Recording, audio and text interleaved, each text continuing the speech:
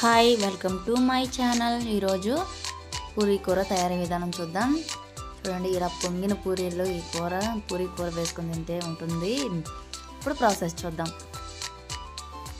Stove on చేసి pan పెట్టుకొని 1.5 table spoon oil వేసుకుందాం. ఇందులో పోపు దినుసులు, ఎండుమిర్చి, ఒక పెద్ద సైజు 2 ఆనియన్స్, పొడవుగా కట్ చేసుకున్న ఆనియన్స్ కూడా వేసి ఫ్రై చేసుకుందాం. మీడియం సైజ్ అయితే మీరు ఒక 4 తీసుకోండి. నేనైతే పెద్ద సైజ్ అండి ఇవి ఆనియన్స్ అనేవి 2 తీసుకున్నాను. ఇప్పుడు ఈ ఆనియన్స్లో పసుపు, ఉప్పు వేసి కొంచెం ఫ్రై చేసుకుందాం. పచ్చిమిర్చి కూడా వేసి మొత్తం ఫ్రై చేసుకుందాం. ఇప్పుడు క్యారెట్ ముక్కలు, కరివేపాకు ఇవన్నీ వేసి కొంచెంసేపు మగ్గించుకుందాం. దీన్ని చూడండి, ఈ మాత్రం మగ్గితే సరిపోతుంది. ఇప్పుడు ఉడికించుకున్న ఆలు ముక్కల్ని చేతితో నలుపుకొని స్మాష్ చేసుకొని ఈ కర్రీలో వేసుకుందాం.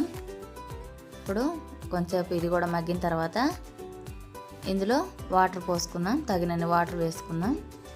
కూర గుజ్జును బట్టి వాటర్ వేసుకోండి. కొంచెం పలచగా కావాలనుకుంటే కొంచెం ఎక్కువ వాటర్ వేసుకోండి. కొంచెం తిక్కుగా కావాలనుకుంటే కొంచెం తక్కువ వాటర్ వేసుకోండి. చూడండి, నాకు ఇక్కడ ఈ విధంగా ఉడికిన తర్వాత ఒక 2 టేబుల్ స్పూన్ శనగపిండిని తీసుకుంటున్నాను. నేను 2 టేబుల్ స్పూన్ శనగపిండి తీసుకొని అది ఉండలు కట్టకుండా పిండిని కలుపుకొని ఇప్పుడు ఈ ఉడికే దాంట్లో ఈ శనగపిండిని అనేది వేసుకొని స్టవ్ ఆఫ్ చేసుకోవడమేనండి. చూడండి, నేను కొంచెం పలచగా చేసుకుంటున్నాను ఈ కర్రీ అనేది.